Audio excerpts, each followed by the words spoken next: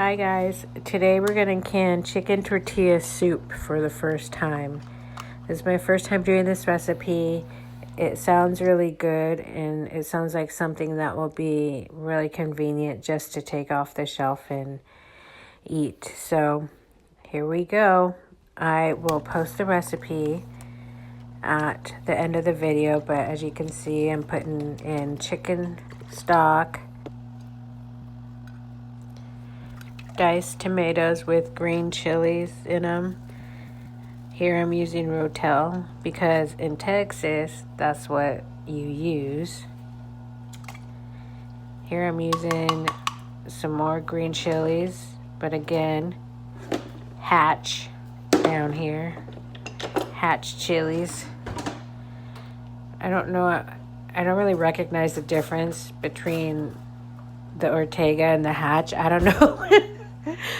We'll see if it has some kind of different flavor explosions in my mouth later after I can it and eat it. So I'll let you know on that.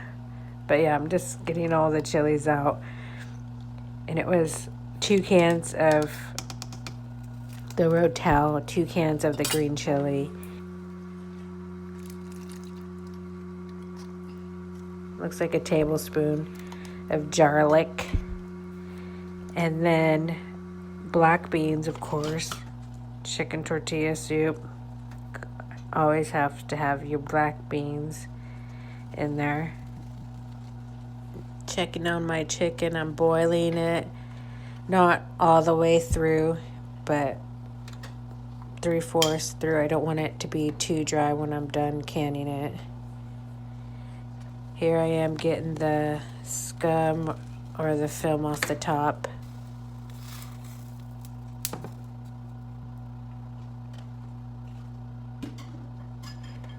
Chicken's done boiling. I'm gonna take it off the heat and drain it, and then I'm going to chop it up in bigger pieces because when the chicken cans it'll kind of shred a little bit.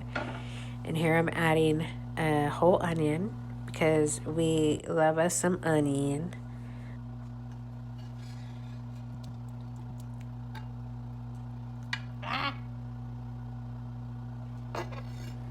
I'm putting in the roughly chopped chicken now, realizing this pot is too full. So I separated. Now I'm adding the spices to it into the 2 different pots. Again, I'll let you know what the recipe called for, but pretty sure it was cumin, chili, salt, pepper. I needed to pause a minute and go back and add my frozen corn because I forgot to put it in.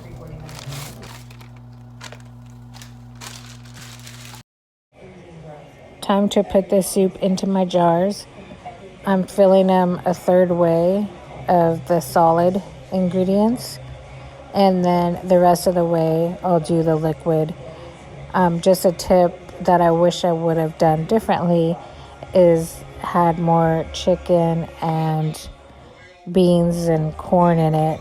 It was a little bit too soupy, I thought, and so did my family.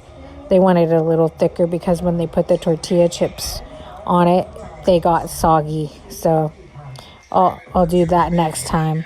I didn't have nearly enough chicken. Debubble time. Since there was so much liquid in, there really wasn't a need for the debubbling, but it's a habit. It's a good practice. Now I'm going around cleaning my top of the jars with vinegar to make sure nothing's on there, no grease.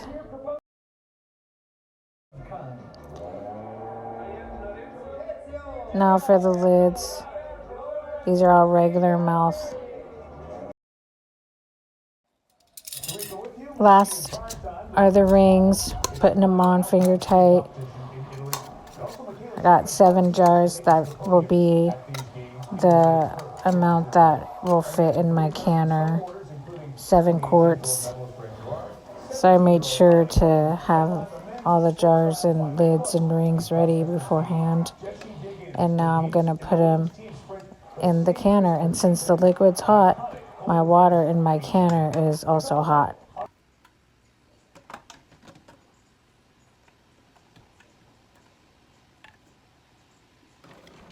My canner has been going, and now there's continuous air release happening on the valve I just pointed to, and so I just set my timer for 10 minutes. Once the 10 minutes passed, I put the weight regulator on it and waited for the pressure to come up to 11 pounds. As you can see, it's 11 pounds. I gave the thumbs up. Now I'm setting my timer for 90 minutes because they're quarts. Now that they're done processing, I'm going to turn off the heat and let the canner come down slowly. And then we will have chicken tortilla soup.